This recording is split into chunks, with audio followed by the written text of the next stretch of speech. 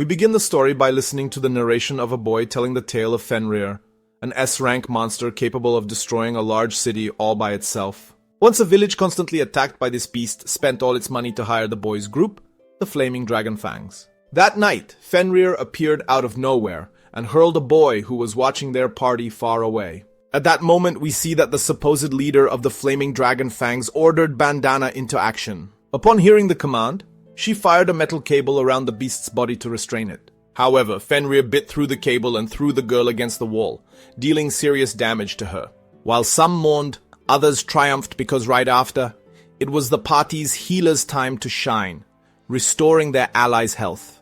Properly healed, Bandana tried to immobilize Fenrir again, and this time, she succeeded, allowing the leader to strike the beast with his flaming sword, setting it ablaze and securing the team's victory. Our narrator then mentions that Bandana was a swift ranger, Marlefis was a priestess, and Golnova, the leader, was the flaming warrior. After defeating Fenrir, the Flaming Dragon Fangs became local heroes. The person narrating this story is none other than the young boy who took that initial hit, and he mentions that his story is one you don't hear often. That he's just an ordinary man in a group full of powerful heroes, responsible for doing silly tasks on a journey to save the world. The scene changes, and after the victory, we see the group going out to eat. However, after taking a bite of meat, Golnova complained that it tasted awful and discarded it, ranting about the village's terrible food quality. Our protagonist, named Kerr, quickly rushed to clean up after the leader, and then Golnova told him to cook something good to eat. With a smile, the boy assured them he'd handle it, while Bandana remarked that they should enjoy it because it would be Kerr's last meal with them. Confused, the boy asked what he had done wrong, while the jerk, Golnova, asked what he had done right, since he was useless anyway. Marlefis then mentioned that, according to this world's laws, parties must have 4 members, meaning if they truly wanted to grow stronger, they needed to recruit a high-level mage to elevate the group. Meanwhile, Bandana pointed out that while Kerr carried their luggage, he was actually dead weight himself. As a last resort, Kerr literally begged the leader for mercy to stay on the team, but Golnova kicked him in the ribs and told him to shut up. After that, Kerr reflected that, in reality, his story was all too common, that of a powerless man who traveled with strong heroes only to be discarded, now with nowhere to go. The scene shifts, and after hitching a ride on a wagon, Kerr arrived in a city with only a few coins from his last paycheck from his former team and headed to the job Hallow to look for work. Upon entering, he was promptly greeted by a clerk who mentioned she was from the Samaila branch of the Job Hallow station. Since he was job hunting, she explained that he needed to go through an interview and an aptitude test. Sitting down to begin the interview, she asked for his name and age, to which he replied, Kurt Rockhands, 15 years old. She asked where he was from and he answered, Hast village in the Sheen Mountains. When asked about his work experience, he said he performed various simple tasks for the Flaming Dragon Fangs adventurer group. The clerk believed that even though he had been fired, having that job on his resume was a big advantage, making Kurt grateful that Golnova and his former teammates had given him that opportunity. Next, our protagonist underwent an aptitude test, where she explained that aptitudes were talents granted by God, suggesting they might uncover hidden talents in him.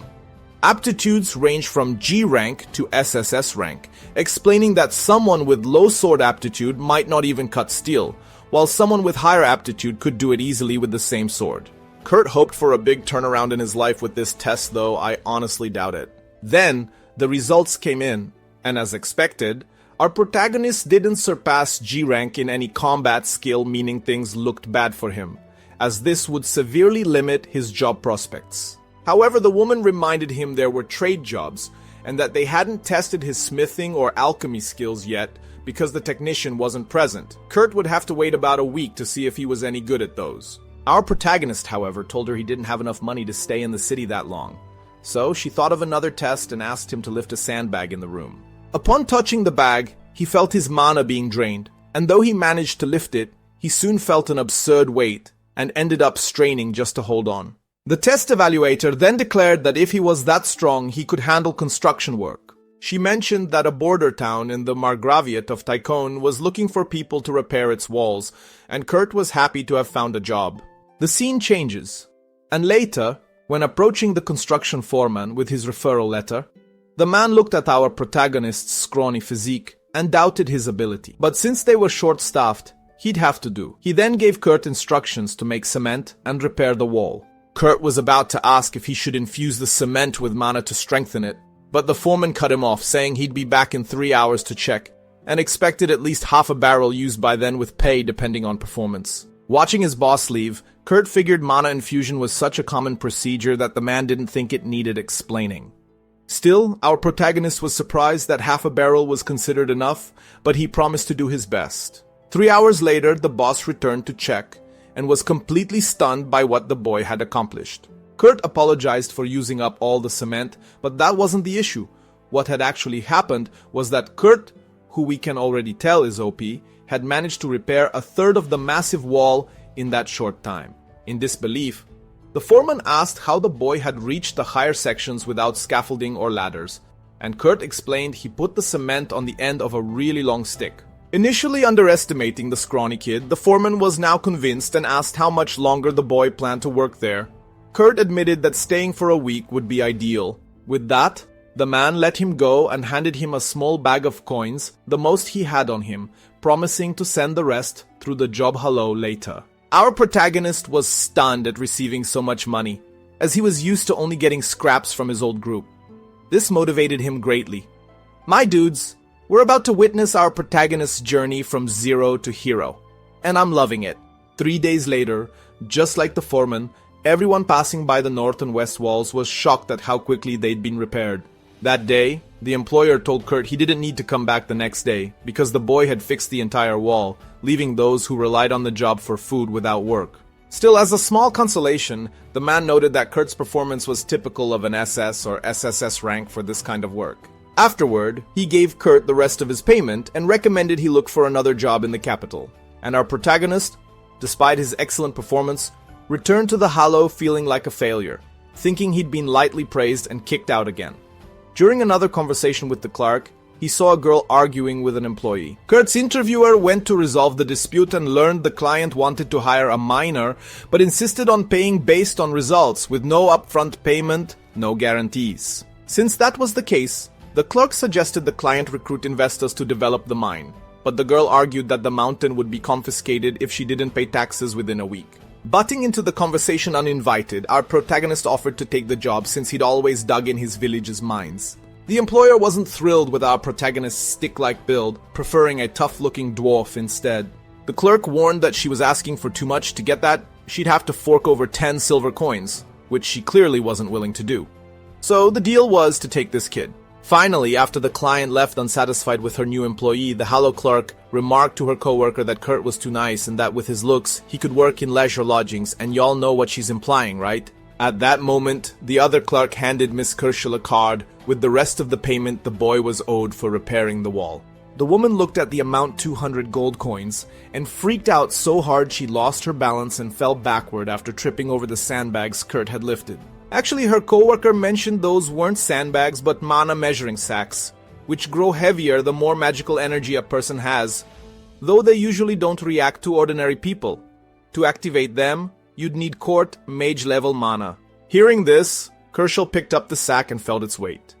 Though she didn't find it that heavy, she remembered Kurt struggling immensely to lift it and began wondering just who is this guy? Because he's ridiculously OP. The scene changes, and we see him taken to work in a remote area where there was only a small tent, which he and his boss would have to share, according to her. Kurt said he couldn't possibly share a tent with a woman as beautiful as Miss Ulysses.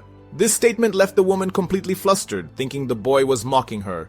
But Kurt swore he'd never seen anyone as beautiful as her. In his 15 years of life bold and smooth, this guy's already competing for protagonist of the season. Ulysses, frozen in embarrassment, didn't want to hear anymore and told the boy to shut up. Later, she mentioned she'd been an adventurer since she was 10 years old, so there was no way she could be considered beautiful. With that, she handed our protagonist a messily wrapped meal, and Kurt thought it was amazing since it had been so long since someone cooked for him. He thought to himself that Golnova and the others never ate with him, unlike this new boss who seemed really cool. The scene changes again, and we see our protagonist struggling absurdly to keep his eyes shut. At that moment, he decided to turn over to check if his boss had fallen asleep. However, when his gaze landed on her, he noticed she was only wearing underwear on her lower half, forcing him to cover his mouth to to muffle a shocked gasp. Afterward, he cursed Ulysses for being so careless. After all, he was still a man.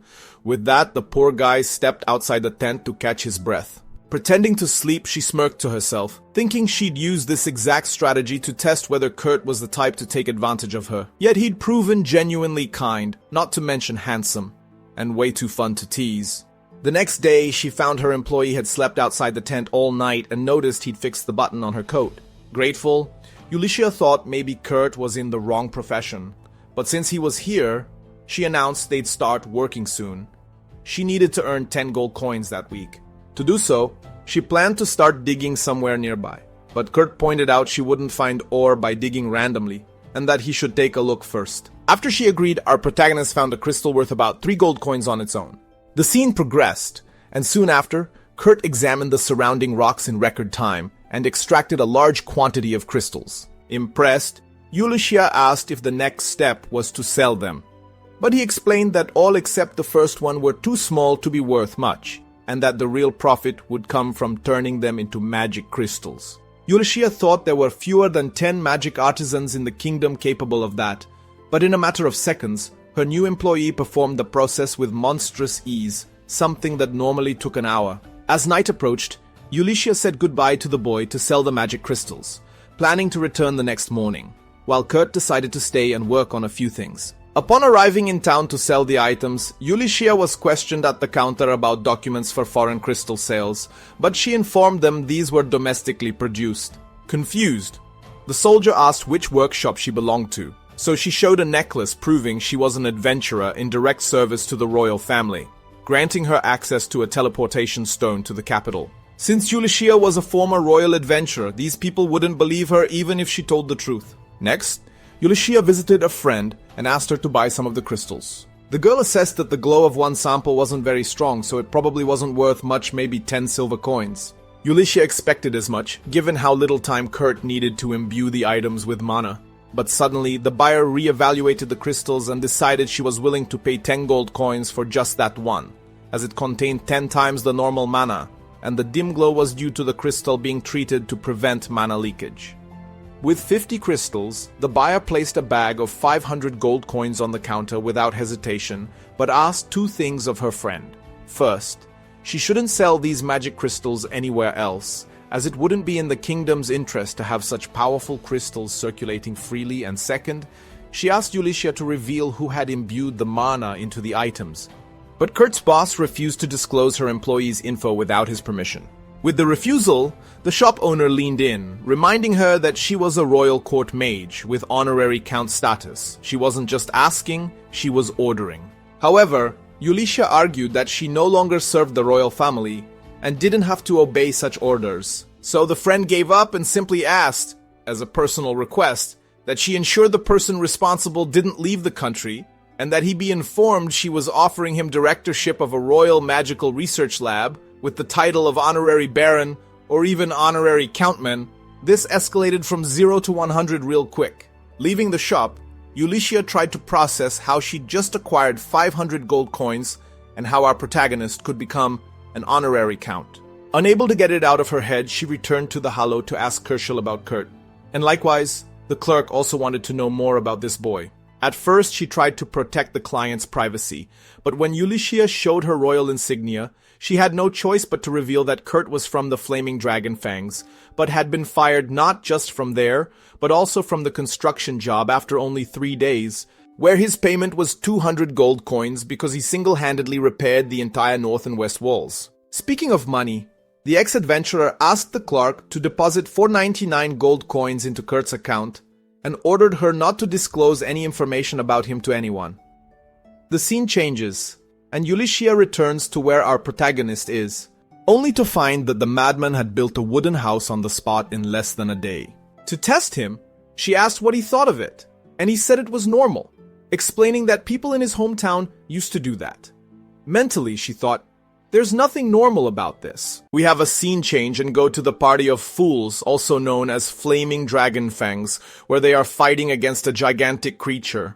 Golnova asks to be healed after suffering injuries in battle, but Malefice is unable to do so. As he blocks the attacks from the evil tree, he asks if the newbie can't use fire magic, but he complains that Golnova said he could do it himself, and seeing the circus on fire, Bandana then thinks that this group is done for, showing appreciation for that fact. The scene then shifts, and our protagonist, who has nothing to do with the others' problems, is shocked to learn that they want him to be the director of the Royal Laboratory of Magical Technology, which means he would become a noble. Ulysses explains that the person she asked to evaluate the magical crystals acts as a court magician, and Kurt, upon hearing this, recognizes that it is a great offer. But he declines, as he internally reflects that he can't see himself in a role that places him above others, in addition to feeling bad for the flaming dragon fangs. And externally, he argues with his friend that his main role is to work with her, and then asks if the sale of the crystals was enough to cover the taxes. She responds that she sold them for a great price, but since she wasn't the one who created them, she took a little as commission and deposited the rest into his account. He mentions that it wasn't necessary, but Ulysses insists that it was, as she would feel guilty accepting such a large sum of money. In any case, she plans to continue mining and counts on the young man for support, and Kurt becomes excited, especially because he found what seems to be a good mineral vein. However, Ulysses is worried about the fact that he hasn't slept at all, but he mentions that he is fine with the 6 hours of sleep he had, something that surprises her, since the guy just built a house by himself. She then starts calculating how much time is needed to cut the trees and build the house, while our protagonist thinks she is upset because he slept too much, remembering that he used to sleep only 4 hours a day with the flaming dragon fangs, and getting nervous, he promises to make up for the excessive sleep, and Ulysses didn't understand anything. After their chat, Kurt takes Ulysses to an area that he believes is good for mining. Ulysses confesses that she sees nothing special, and then he explains that, considering the topography of the mountain, there should be ores below, but Ulysses should not dig more than 50 meters, saying next that she would go to another place. She thought they would dig together, but he explains that he plans to dig around the area where he found that big crystal yesterday. The scene evolves, and a few hours later, the girl shouts with happiness upon finding an extremely valuable topaz, estimating that it should be worth about 3 gold coins. In addition, she could also ask Kurt to turn it into a magical crystal for free, and that would help her reach her goal. With this in mind, she demonstrates a happiness bordering on passion, but returns to reality, thinking that she can't keep using and abusing him. The scene continues to evolve, and with a smile from ear to ear, she goes to Kurt, imagining that she wouldn't be surprised if the guy built an entire mining tunnel, and upon seeing her, he was simply surprised. After all, she was right, as our protagonist had indeed built a mine in the meantime. Ulysses enters and notices the intense shine, and then wonders if they don't need lanterns because of the glowing moss. In any case, she panics upon realizing that the tunnel is enormous in a surreal way, and that it was logically impossible for that human to achieve something so grand in such a short time. In this, our protagonist arrives and laments that all he has extracted are useless stones, along with small fragments of the mineral he is looking for. Ulysses takes a look at the useless stones, but recognizes that they actually look quite nice. Kurt agrees, but since they are abundant, those mithril stones do not hold much value.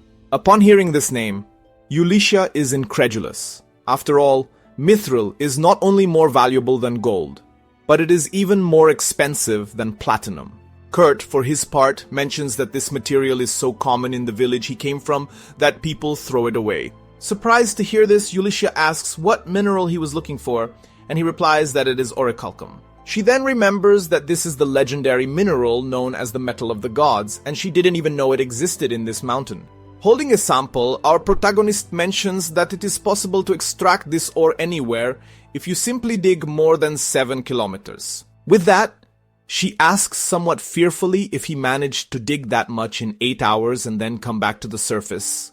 And he replies that yes, as if it were a walk in the park, making it clear that he not only opened the hole, but also closed it because it was very dangerous to leave it open. That said, she carefully observes the surroundings and notes that he traversed the entire mountain with his tunnel. As the scene unfolds, we see that 2 days later, Kurt finishes mining and returns to Samaila with Ulysses, and the tunnel he opened was able to connect this city with Lord Tycoon's city. And with that, Ulysses allows the members of the merchant guild to use it in exchange for a maintenance fee, and the woman will be able to cover the taxes with this money. At a certain moment while walking down the street, Kurt is approached by Bandana, who tells him that she is no longer part of the Dragon's Claws after several things happened. In a flashback, she remembers that Golnova ate at a popular restaurant and left without paying the bill because he thought the food was terrible. As he walked, he was approached by Bandana in the street, and he wanted to know if they still had the smoked meat that Kurt had made, but she remembers that he ate it all. Hearing this, the troglodyte points his sword at her and orders her to bring the boy back, even if it means kicking him. Calmly, Bandana assures that she will do what she can, and using her speed, she grabs his teleportation crystal. After leaving the alley where she found Golnova, she sees guards searching for him because of the problem at the restaurant, and thinks that Marlefis was lucky to have been called by the church, and in the grand scheme of things she was right, as the group ended up going down the drain. Back to the present, Bandana decides to put all the confusion aside and simply says that she was dismissed, as she doesn't want her target to get tangled up in this mess too. Hearing this, Kurt laments not being able to return to the Flaming Dragon's Claws at this moment, especially since he admires Golnova and feels indebted to him. My god, Kurt. Wake up, man. Bandana then asks if he is looking for a job, mentioning that she knows someone from an atelier who needs assistance. According to her, there are only 15 Atelier Meisters with official permission in the country, and one of those people is in trouble, and it would be helpful if Kurt could lend a hand. Surprised and delighted to be considered useful, our protagonist agrees to help, and the woman gives him the address, prompting him to head to the location. Left alone, Bandana thinks that being an apprentice to the great sage is not an easy task. On the way to the mission, Kurt remembers that the workshops known as ateliers are facilities that produce and sell mainly medicines, magic swords, magical devices, and similar items. The head of an officially sanctioned atelier is known as the Atelier Meister, and is treated like a viscount in terms of status, thinking also that they had no idea someone of that caliber existed in this city. Then he arrives at the address written on the paper that Bandana gave him and notices that the house looks quite ordinary, but a sign says, Atelier Ophelia. When he knocks, a very young girl answers the door, and he wonders if she is the Atelier Meister. Seeing the surprised expression on the human's face, the girl thinks he is acting this way because he is not used to dealing with elves, so he explains that is not the case, introducing himself as Kurt, and asking if she is the master of the atelier. She tells him her name is Michelle, and that she is not the Atelier Meister, but her assistant. Kurt says he came to help at Miss Bandana's request, and the assistant, happy to finally have someone to help, pulls him inside. Upon arriving at the place, Kurt pinches his nose due to the bad smell and discovers they needed someone to clean the kitchen, and Kurt thinks he would never be considered useful to help directly at the atelier. Then Michelle is called by the boss, leaving our protagonist alone with the mess. Without hesitation, he pounds his chest, puts on an apron, and cleans up the entire mess in 30 minutes. Not knowing what to do now, he follows the path Michelle took and goes after her until he knocks on a door where he is granted permission to enter. Inside is a girl wearing almost no clothes who looks confused and asks who he is, and Kurt introduces himself, surprised, apologizing for entering under these circumstances. She, not showing any concern, just informs him that Lady Ophelia went to the basement. At that moment, Kurt notices a curse mark on the girl's belly and asks to take a closer look. With her permission, he touches the mark and sees that she feels no pain, thinking it is because the curse consumed so much of her that she can hardly feel pain. And demonstrating that she is hungry, our protagonist offers to prepare something light for her. Upon reaching the kitchen, he realizes he was touching the body of a naked woman and blushes. And the distraction causes him to trip over a stool in the middle of the way and fall face first onto the ground. The scene then shifts, and meanwhile we see that Ulyssia is in a meeting with her court friend, wanting to know what the value would be. The girl with purple hair offers 50,000 gold for mithril and orichalcum, which almost gives her a heart attack upon hearing the figure. She then calls the woman by the name Mimiko and asks what she thinks will happen if they discover that Kurt exists, and Mimiko replies directly that the boy could easily be kidnapped or even killed. Honestly, she has no idea how such an incredible child remained hidden for so long.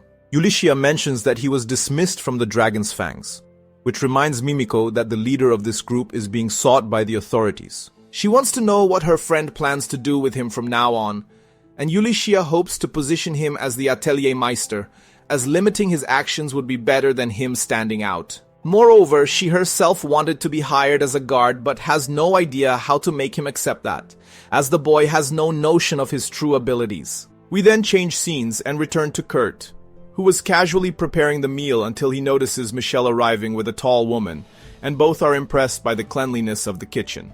He then asks if she is Lady Ophelia, which she confirms, and he apologizes for using the kitchen without permission to make this porridge, explaining that there was a girl in the back room who was hungry. Surprised that he found the girl, she makes it clear that the boy must not speak about her to anyone, and Kurt promises to stay silent. Thus, Ophelia pays him a generous amount for today's service and asks him to return tomorrow at the same time. When Kurt leaves, the mistress regrets having allowed that girl to come into contact with strangers, as she must do everything to prevent the curse from worsening. Then, Ophelia goes to the room of the mentioned girl with the meal and asks her not to open the curtains the way she was doing at that exact moment, as someone might see her. Noticing that the young girl's clothes are very loose, the mistress kneels to see how she could adjust the pajamas, until she hears the girl's stomach growl loudly and bursts out laughing. After that, she stands up to check if the food is poisoned, but the young girl thinks it is unnecessary, as she senses that it was that boy who cooked for her, and her intuition tells her that he has a good heart and wouldn't do any harm. And besides that, she is already so weak from the curse that it wouldn't even be necessary to use poison to send her to the grave at this point. She says that she doesn't know who cast this curse on her, mentioning that she spent her life suspecting everyone, but today at least she would like to trust someone. Having said that, she scents the delicious aroma of the porridge and imagines that the cook must have added herbs. With the first spoonful, she says it is very good and that she feels her heart warming up. Seeing that everything is well, Ophelia feels relieved and heads for the door, until the girl starts to feel suffocated and collapses on the floor.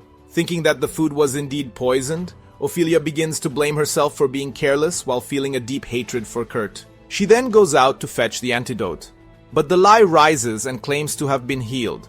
And indeed, we see that the mark of the curse has completely disappeared, which leaves Ophelia extremely confused, and our protagonist surprises us once again. The scene then changes, and we see a man lamenting to his boss the fact that his curse has been broken and promises to recreate it. However, his superior tells him that they are not going to wait for that, and that they have already decided to resort to other means. After all, Lady Liselot needs to die at all costs. We then change scenes once again and see that Ophelia visits Mimiko given the grave situation, and notices the presence of Ulysses, the former adventurer from the royal family. Lady Liselot then removes her hood, and Ulysses and Mimiko immediately kneel before the illustrious presence of the third princess. Mimiko thought she was ill, but Ophelia explains that the princess was cursed by someone who wanted to take her life, since Liselotte is the only daughter born between Her Royal Majesty and Princess Françoise, the woman he married from the Gurumaku Empire. Thus, Liselotte's existence is a symbol of peace between these two nations. Ulysses deduces from this that someone wants to destroy this peaceful relationship, and Ophelia adds that with the end of the war of her nation against the northern nation, there are certainly people who would like to provoke another conflict.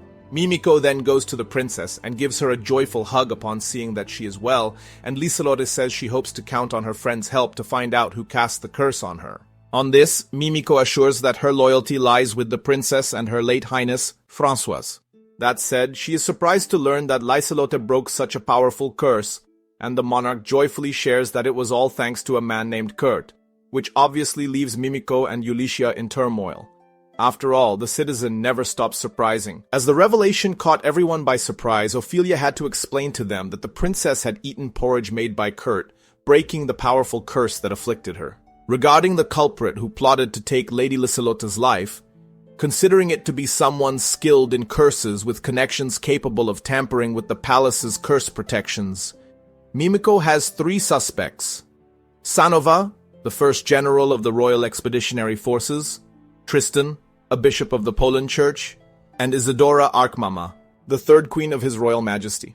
Ophelia believes that Tristan could have used his followers to tamper with the protections in Liselotte's room, while the princess adds that her stepmother, Isadora, can move freely throughout the royal palace and could very well have meddled with them. However, she wonders how Sanova could have done the same, and then Ulysses explains that this general has connections with the Thieves' Guild, which obviously has its ways of entering places where it shouldn't, and enough influence to bribe people within the royal palace. As it is difficult to identify the culprit at this moment, Ophelia suggests setting a trap for the enemy, explaining that Liselotte recently turned 15 and has become an adult, and tradition dictates that she must leave the palace to train for a year. With this in mind, the plan is to create a non-existent atelier, managed by a fictitious Atelier Meister, where Liselotte will train. In this way, the culprit will certainly begin to collect information about the supposed master of this place. Mimiko deduces that if it were someone who actually existed,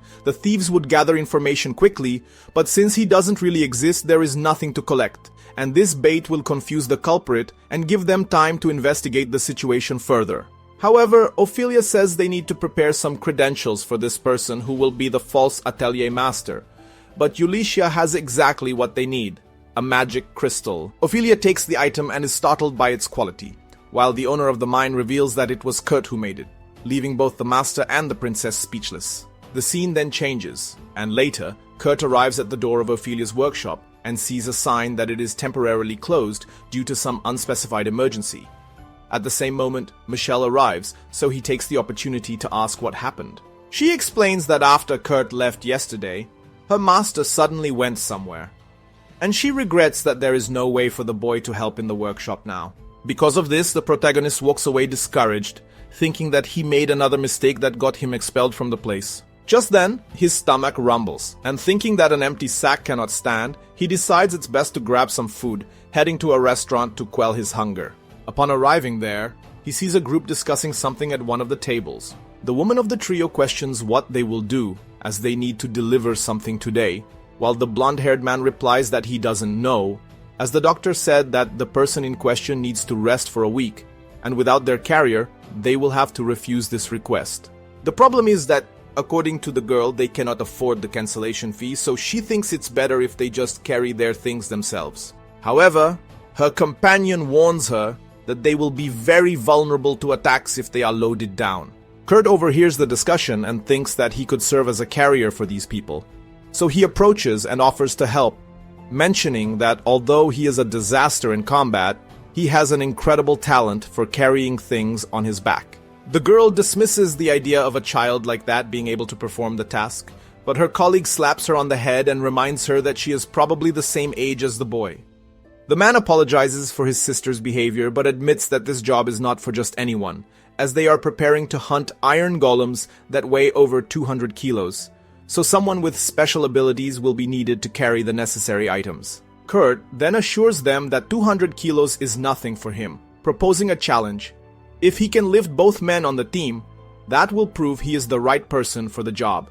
Without waiting for any of them to agree, Kurt lifts one of the men onto his shoulder as if he were a toy, leaving the rest of the people perplexed. Not satisfied, he picks up the blonde man, who he says weighs over 150 kilos with his armor, and immediately lifts them both, making the restaurant's clientele applaud the spectacle. And well, with that done, the boy Kurt is hired, and the team sets off on the mission. The armored guy introduces himself as Kans, a heavy warrior, and although he wields a sword, it is practically ornamental, as his own fists hurt more than any blade. The other man introduces himself as Danzo, the samurai who leads this group. Kurt asks what a samurai is, and Danzo explains that it is an oriental variant of a swordsman. Finally, the girl introduces herself as Sina, a ranger. Kans extends his hand to the new teammate and informs him that the team is called Sakura. He explains that they have another carrier named Bibinoka, but he will take a week to recover from a cold. Kurt bows and thanks them for hiring someone ordinary like him. And I snorted at that ordinary, because this guy is anything but ordinary. And the reaction of the people around there is obviously similar to mine, as they have already realized that this one is anything but common, but this reaction of laughter confuses our protagonist. Kans lightly ruffles the protagonist's hair and says he's counting on him, and Kurt just thinks he should try not to mess things up with these nice guys. But immediately afterward, even before they reach the cave where the mission is to be carried out, Kurt steps on a slime in the middle of the path and gets his foot stuck. Sina says he just needs to crush the creature's core, but he is so incompetent that while trying to take down the slime, he ends up stabbing his own leg. Sina then resolves the situation with just one blow, and acknowledges that her colleague warned her that he was bad at fighting, but she had to congratulate him on how bad he is. Still, Kans and Danzo assure him that there is nothing to worry about, as they are the ones who need to fight. Kurt is shocked that his companions were not angry with him for failing, as this was common in his old group. And what he is feeling now is like the trauma of a toxic relationship, something that even made him emotional to see that things can be different. Finally, the quartet enters the cave, and the ranger prepares glowing moss to spread and illuminate the path. Kurt points out something he saw along the way, and she explains that it is goblin dung, and by the smell, it is still fresh, which means the monsters are not far away. Kanz asks everyone to remain calm, as they can certainly handle 1 or 2 goblins without difficulty. But if it ends up being a horde, they can always run. As they advance, we see that the dungeon begins to resemble ruins, and Kurt notices something strange on the wall but is interrupted by the arrival of a goblin. At that instant, Sina throws a knife into its chest and Danzo finishes it off with his sword. The problem is that the voices of several similar monsters can be heard in the distance, clearly indicating that there are many of them in this place. To make matters worse, they are coming from the entrance, which means one thing. Any attempt to escape is out of the question, and the group will have to fight. Sina knows they have no chance, but Kurt returns to the wall where he suspected something and ends up finding a secret passage. However, upon hearing the suggestion to follow Kurt through the passage, only Sina enters and closes the passage behind her. On the other side of the door, Khan says it is impossible to escape so many goblins while looking for a way out, so the two of them must move forward. Kurt replies that he wants to stay and fight, but Sina shouts that he can't even defeat a slime and would only hinder Kanz and Danzo. Hearing her words, our protagonist reflects on how much the girl wanted to be fighting alongside them. On the other side, Kanz asks Danzo if he regrets their decision, to which he affirms that he does not, and returns the question. Kanz replies that dying to protect his little sister is the greatest honor an older brother could have. The samurai concludes that a death without shame is a warrior's pride, and his friend agrees that there is no regret in fighting for the survival of their companions. In other words, these guys are incredible people. Kurt overhears the conversation and is surprised that he was accepted as one of them so quickly, although he regrets not being able to do anything to help. In any case, Sina assures him that Danzo and her brother will survive, and after that, she illuminates the secret passage to continue. But when things seem bad, they always have a way of getting worse, because after she lights up the place, we see an iron dragon golem there. The scene changes, and now we see that Ulyssia and Liselotte arrive at the inn where Kurt is staying, and Ulyssia asks the girl not to tell the boy that she is the princess. She agrees and suggests that it would be better to be called Lise to avoid formalities, and the older woman agrees to be called Yuli. Excited to see the boy who so enchanted her, the princess runs into his room, but her smile disappears when she notices that he is not home, and for some reason, Bandana was outside the door and reveals that the boy is in a cave northeast with the Sakura group. Ulyssia runs to see who it was, but Bandana had disappeared. She fears this might be a trap, but if Kurt is really in that cave, and since combat training was recently completed in that region, there is a risk that many surviving goblins have fled there. For this reason, Ulyssia decides to look for her companion, while Liselotte must stay in the city. However, the princess insists on going along. After all, it is not wise to stray from the person you are protecting. And besides, she has learned to use magic as a member of the royal family and can defend herself. With this in mind, the protector agrees but asks her not to stray at any time. The scene then changes, and sometime later, the two arrive at the place where Kurt is supposedly located. The fresh luminous moss on the walls indicates that someone has indeed passed through there recently, and Liselotte even finds Kurt's footprints, although Ulyssia has no idea how this girl knows they are his. Further on, Liselotte has difficulty identifying tracks when they reach the ruins, so she activates her heightened senses ability to more effectively detect any trace of the boy's passage. At that moment, she smells the target and runs in a certain direction, and once again Ulyssia tries to understand how she remembers his scent. While running towards the smell, the princess hears sounds of a fight in the distance, and Ulyssia tells her to stay there and draws her sword, while Liselotte grants her ally a physical enhancement before she goes. Amidst the chaos, Kanz and Danzo do what they can amidst a torrent of enraged goblins until Ulyssia arrives and saves their hides. The scene then changes, and inside the secret passage, Sina cannot believe their bad luck in encountering such a creature, and begins to regret accepting this mission, as now all her friends are in danger. Feeling guilty, she apologizes to Kurt for dragging him there. After all, there is no way for them to get rid of such a threat, because as these iron dragon golems are supposed to protect the passages, they will be attacked as soon as they try to cross. For his part, Kurt consoles the girl and gets up to deal with the golems, which terrifies the girl, who does not understand what he is trying to do.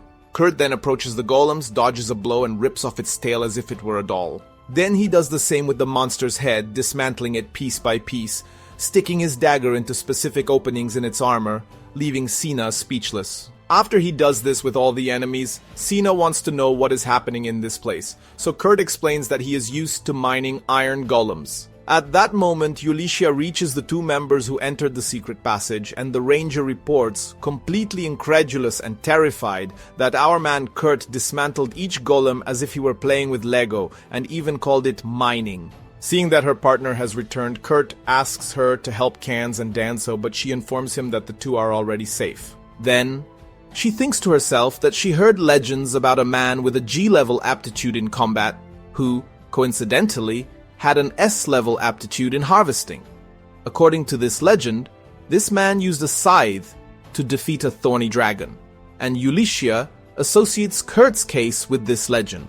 Cutting through the girl's philosophical thoughts, Liselot arrives soon after, and her eyes shine with the unparalleled talent of Master Kurt.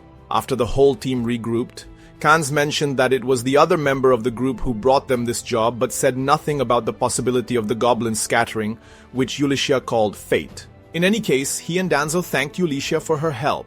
For her part, Ulysses told Kurt that a new atelier would be created soon, where she would serve as the direct chief adventurer, and that he should consider joining her there. Kurt argued that he was already working with the Sakuras, but Kanz emphasized that the boy could not miss such an opportunity. At that moment, Ulysses mentioned that she needed manpower for the new atelier and invited the adventurers to join the project. With that, the two men celebrated, but Sina remained silent in her corner. As he would be going to the atelier, Ulysses asked Kurt to take an aptitude test when they returned. With the mission resolved, everyone returned to the city and Kurt went to the Hollow workstation where he was received by Mimiko. She introduced herself as a royal court mage and was responsible for administering Kurt's aptitude test, saying that she had seen his magic crystal before, but needed to meet the creator of that work in person. The scene then changed, and that night, the Sakura group was celebrating the successful mission and the invitation to the atelier, but we see that Sina remained dejected for some reason. We then returned to Mimiko, and she informed Ulysses that she told Kurt that he had the following aptitudes: Level B in cleaning, cooking, and mining, and level C for everything else. Ulysses then asked what the real results were, and the mage explained that the workstation could only measure talents from levels G to SS, which meant that anything beyond its measurement capacity was classified as SSS, and this was the case with our protagonist. She even mentioned that she measured his aptitudes, and all of them were level SSS, and that even his latent magical power was much greater than hers. Ulysses had her suspicions, but this was proof that he was the right person to be the secret master of the atelier. Mimiko emphasized how lucky she was to have conducted the test, because if someone else had done it, the information could have leaked. With that, the receptionist Kershel appeared in the wrong place at the wrong time and ended up hearing everything, even though she didn't want to, while Mimiko and Ulysses simply made it clear to her in no uncertain terms, mentioning that if this information leaks, it will be bad for whoever does it. Sometime later, as they journeyed, Kurt marveled at the speed of the carriage they were traveling in. Ulysses explained that the vehicle had been arranged under the special authority of a master atelier, and Liselotte added that after all, there were no teleportation stones in the border town they were heading to. Regarding the town, she recalled it was a military base on the frontier of the Demonlands, and although a new viceroy had not yet been appointed, it was a very important city that received aid from the Alliance. Danzo proudly added that they would be the personal adventurers of a newly established atelier in such a significant city. With that said, Kanz inquired about what they would do about Bibinoke, and the samurai asked to leave that matter to him. Changing the subject, he wondered what this master atelier was like, and seeing Ulysses' difficulty in explaining, Sina concluded that these people hadn't hired the group for their abilities, but to keep them quiet. However, if necessary, she would do anything to protect her brother and Danzo. A few hours later, the carriage arrived at the wall that Kurt had helped rebuild days ago, which disheartened him. Liselot asked the reason, and he explained that he had worked on repairing the wall, but was dismissed after 3 days. Curiously, it seemed little progress had been made after the boy left, and Ulysses supposed they might be repairing it in a different way. Without delay, the woman led her companions to a location that would serve as the atelier's base. The group protested that it looked more like a vacant lot, so she explained that they would wait at the inn until everything was ready. With that said, she questioned whether Kurt could build the atelier alone, a question that perplexed the Sakura group.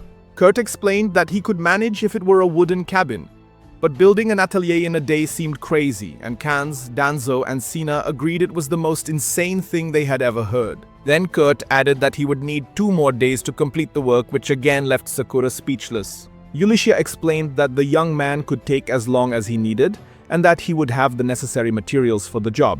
Faced with this, Kurt made a list of everything he needed and handed it to her, including items like amethyst, sapphire, and griffin feathers. After noticing that Sina seemed suspicious of something, Ulysses called everyone to go to the inn so as not to disturb their protagonist, reminding Kurt that he should return to the inn whenever he needed to eat and rest. Once there, Ulysses asked everyone to sit down so she could say something important, and Sina asked if she was going to talk about what happened in the cave. After all, those iron dragon golems were defeated only by Kurt.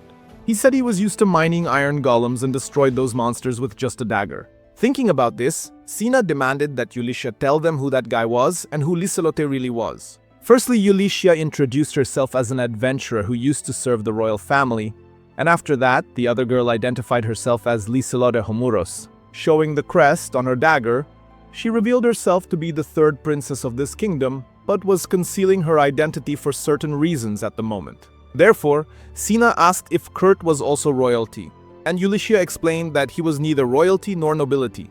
And to be honest, she had no idea who that crazy guy really was. What was known was that his combat skills were all rank G, while his non-combat skills were all rank SSS, such as transportation and mining, for example. However, she mentioned that not even a citizen knew this, and they made sure to hide it, making him think he was rank C or B at most.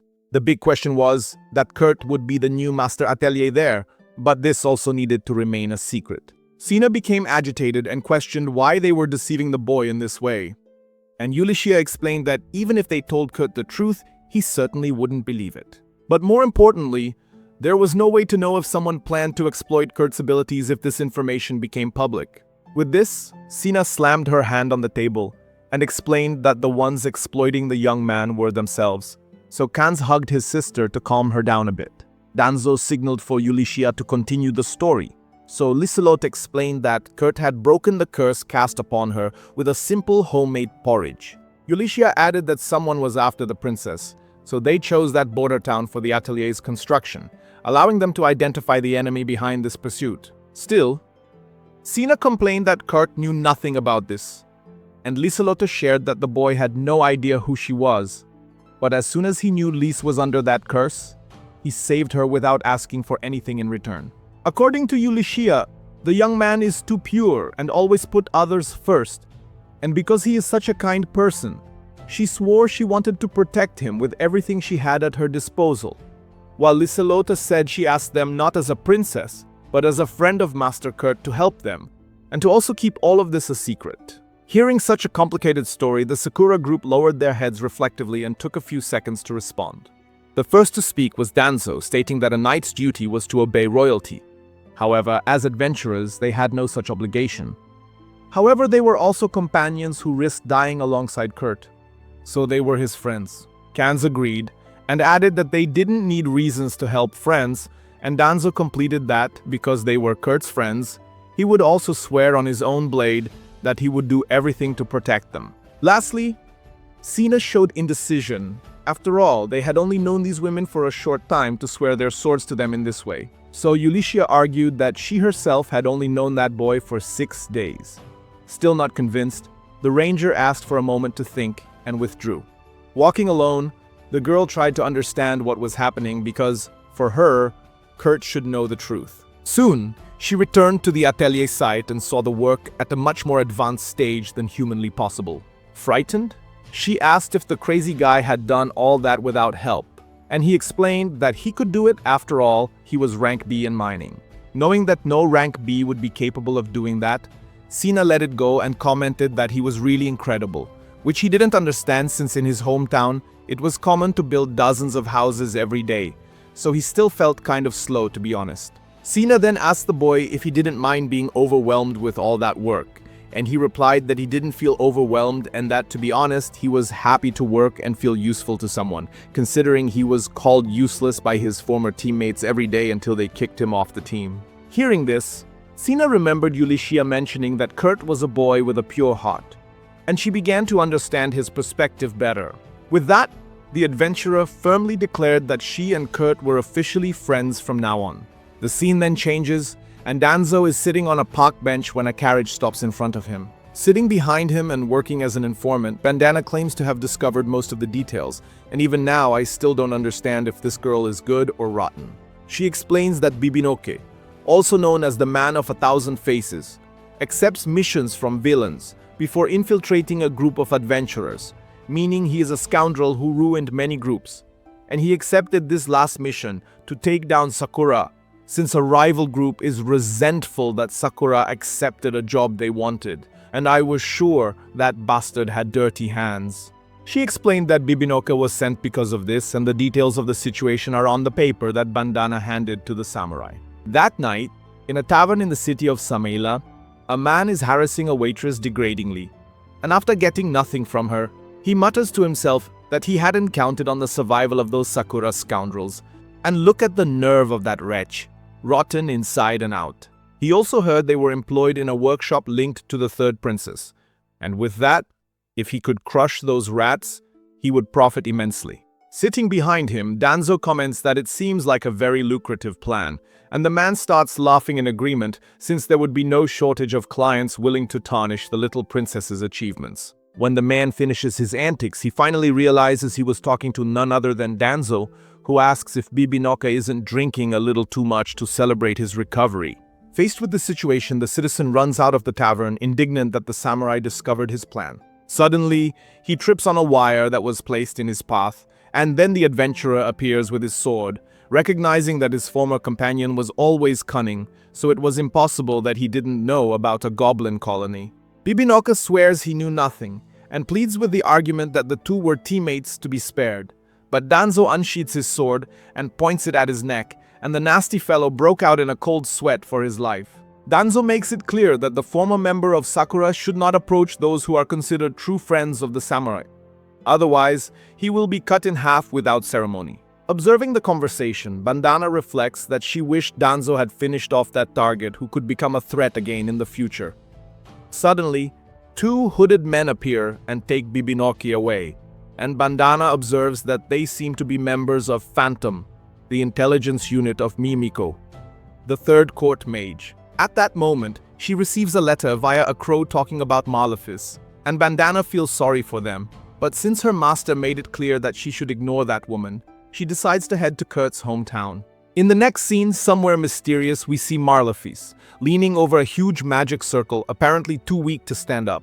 The scene changes, and 3 days later, Kanz and Danzo contemplate a marvelous landscape and are dumbfounded, wondering if what they are seeing is reality or fantasy, considering that just 3 days ago, that was a vacant lot, and now they seem to be in another dimension. Nearby, Sina notices a papamomo tree in the garden, so they should have delicious fruits only next spring, but for some reason, the tree is already bearing fruit. Meanwhile, Liselotte runs through the yard announcing that this will be the love nest between her and Master Kurt, and Ulysses corrects her, saying that this is an atelier. Soon after, seeing that her friends have entered the atelier, Kurt laments not having had time to prepare a proper reception, but Ulysses assures him that what they saw was already quite pleasant. However, she would like to take a look inside the structure, so the protagonist first shows the entrance and then the 2 underground floors. Furthermore, he shows that all the water in the mansion is created there. With her mind buzzing, Ulysses asks what the heck that tank-like device is, and the boy tells her that he transformed the sapphires she acquired into magic crystals, using them to create a water-generating engine, and that he also made magic crystals from quartz for lighting, where the magic power is stored in the amethyst and should remain lit for an entire year. even if you leave the power on all the time, and look at the faces of the younger ones there, completely stunned by the boy's potential. Next, he shows the rooms where everyone will sleep, where the pillows and blankets are made from the griffin feathers he requested. And Lizelot celebrates upon smelling Master Kurt's scent on one of them, although Ulysses tries to explain that the smell comes from the griffins. After that, Kurt shows the Master Atelier's room and takes the opportunity to ask when he will arrive.